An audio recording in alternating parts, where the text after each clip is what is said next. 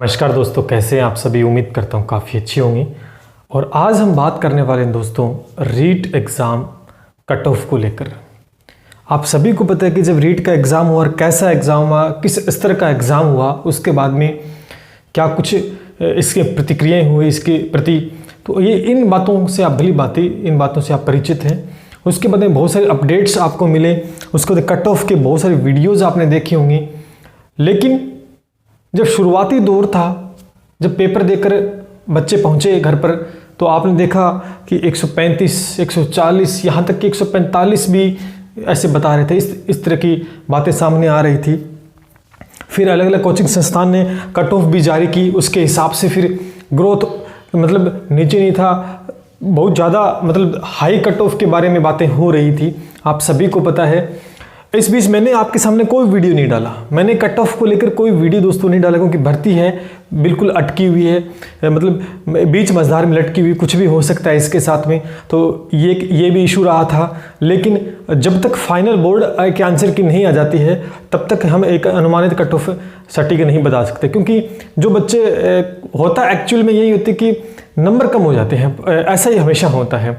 Rare case 1 से 2% होते कि नंबर बढ़ते हैं बच्चों की, क्योंकि अलग अलग कोचिंग संस्थान के अलग अलग वीडियो को देखकर वो अपने अनुमान के हिसाब से सही मान लेते हैं और कमेंट करके बताते हैं कि मेरे 135 है, मेरे 140 है।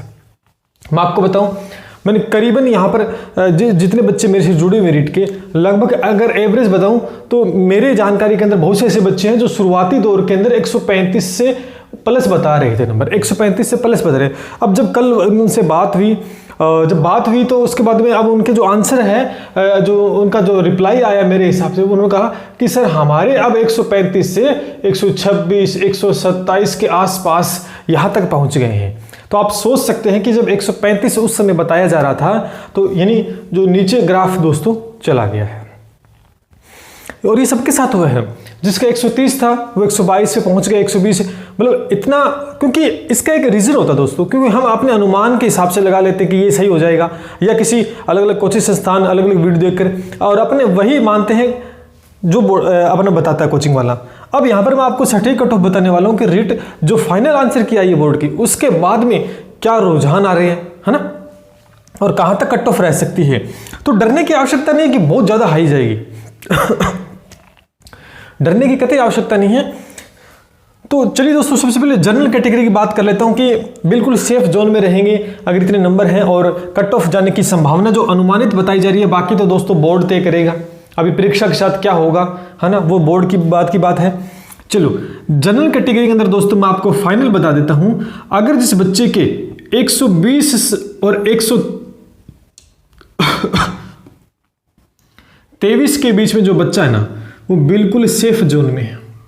मैंने 125 भी नहीं बताया, मैं मानता हूं कि 125 भी जाता है, क्योंकि जिस तरह के अब रुझान आ रहे हैं जनरल कैटेगरी के अंदर, मैं आपको बता दें कि जिस बच्चा का 120 से ज़्यादा है और 123 तक जिसकी, देखो इससे ज़्यादा है, 24 है, 25 है, 30 है, तो वो तो सेफ है, उसको कट ऑफ से कोई लेना देना नहीं, क्योंकि वो बहुत आगे है।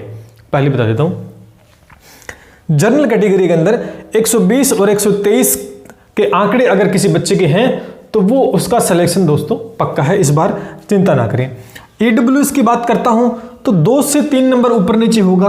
मैं मानता हूं यहां पर कि 2 से 3 नंबर ऊपर नीचे हो सकता है। यहां पर ये ग्राफ दोस्तों 118 भी हो सकता है, और ये ग्राफ दोस्तों 121 के आसपास भी दोस्तों हो सकता है।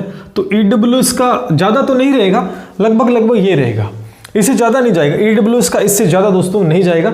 इस रेंज के अंदर दोस्तों ईडब्ल्यूएस का जो जनरल का बच्चा है ईडब्ल्यूएस के अंदर है, तो उसका सिलेक्शन दोस्तों पक्का है। ओबीसी को भी दोस्तों मैं इसी ग्राफ के अंदर रखूंगा, ओबीसी को भी मैं इसी ग्राफ में रखूंगा, लेकिन थोड़ा बहुत ऊपर नीचे हो सकता है। लेकिन ओबीसी को दोस्तों मैं इसी के बीच में रख रहा हूं। यहाँ पर मैं मानता हूं ओबीसी का 117 मान लिया, या 118 प्लस मान लिया, और यही एक आंकड़ा मैं कहूँगा कि इस बीच अगर रहता है कोई, इस बीच अगर रहता है ओबीसी का बच्चा, तो उसका भी सिलेक्शन इस बार दोस्तों पक्का है। ठीक है, एससी की बात करता हूं। एससी की अगर मैं बात करूं यहां पर, तो 115 है, इस बच्चे के 115 है और 117 के बीच में है, तो वो बंदा बिल्कुल सेलेक्ट होगा इस बार एससी के अंदर, नो डाउट। कहीं पे भी किसी प्रकार की चिंता करने की आवश्यकता नहीं है, ठीक है। और एसटी का बच्चा है तो 110 प्लस अगर किसी एसटी के बच्चे के हैं 110 है और 115 के बीच में अगर है जिसके नंबर, तो मैं ये मान के चलता हूं कि उसका सिलेक्शन भी दोस्तों इस बार पक्का है, ठीक है। काफ़ी रुझानों के बाद में ये बातें बताई जा रही है, क्योंकि लगातार मैंने कोई वीडियो नहीं डाला पहले रीट कट ऑफ। क्यों नहीं डाला? क्योंकि मैं यही चीज़ चेक कर रहा था, जब से पेपर हुआ था उसके बाद में इतने वीडियोज़ आए, इतनी चीज़ें आई बाहर, उनको सबको मैं एनालिसिस करता रहा, और जब फाइनली बोर्ड की जब आंसर की आई तब मामला बिल्कुल साफ हो चुका है, मामला बिल्कुल साफ हो चुका है। अच्छा, जो चीज़ मैंने बताई है इससे ज़्यादा संभावने की मुश्किल है। और एक बात आपको मैं और श्योरली बता देता हूं कि हो सकता है कि प्लस माइनस 1 या 2 ऊपर नीचे होगा, 5 या 10 नंबर ऊपर नीचे नहीं होंगी। ये आप स्क्रीनशॉट ले सकते हैं, जब रिजल्ट आएगा तब आप देख सकते हैं। बाकी तो बोर्ड तय करेगा, हम अंतर्यामी तो नहीं है, भगवान नहीं है, अगर कुछ हो, लेकिन ऐसा होगा नहीं, इतना अनुभव है हमें। 1 प्लस माइनस 1-2 हो सकता है, 5-10 प्लस माइनस दोस्तों नहीं होगा, ठीक। आप देख सकते हैं आपके सामने कट ऑफ, अगर इतने नंबर जिसके हैं उसका इस बार चयन होना संभव है, बिल्कुल चिंता ना करें। और ये कोई ज़्यादा हाई कट ऑफ नहीं है, ये कोई ज़्यादा हाई कट ऑफ दोस्तों इस बार नहीं है, क्योंकि इस समय जो परिस्थितियाँ थी बच्चों की, यूट्यूब था, बहुत से ऑप्शन बहुत थे पढ़ने की, है ना, बहुत चीज़ें थी, इस वजह से इतने नंबर बन रहे हैं। जब पिछली बार रीट हुआ था उसमें ऑप्शन नहीं था, ना यूट्यूब था, ना कुछ और प्लेटफॉर्म थे, ऑफलाइन कोचिंग्स किया करते थे, लेकिन अब सोर्सेस काफ़ी ज़्यादा हैं, बच्चों के पास काफ़ी ज़्यादा मटेरियल डेप्थ में पढ़ने के लिए था, इस वजह से नंबरों की ग्रोथ दोस्तों ज़्यादा होगी, और इसी वजह से कट ऑफ थोड़ी सी ज़्यादा जा रही है पिछले के मुकाबले। लेकिन इतने नंबर अगर बन रहे हैं तो बिल्कुल सेफ जोन में हैं, और इससे एक नंबर 2-2 नंबर नीचे भी हैं तो वो भी न डरे। अगर हो सकता है कि नीचे आ जाए बाई चांस, तो मैं ये कह सकता हूँ कि वो भी दौड़ के अंदर है, तो वो भी अपने आप को कम बिल्कुल भी नहीं आंकना है। तो ये आपके सामने है, ठीक है। अब आप इस बात से संतुष्ट है या इस बात से एग्री करते हो जो मैंने बताया, तो आप कमेंट सेक्शन में कमेंट करके बता सकते हैं। कोई भी डाउट आता है वो भी दोस्तों पूछ सकते हैं। आपत्ति दर्ज कराने की लास्ट तारीख 26 रात 12 बजे तक है। जल्दी से जल्दी किसी प्रश्न पे आपत्ति है तो 300 रुपये लगाकर आप आपत्ति दर्ज करवा सकते हैं।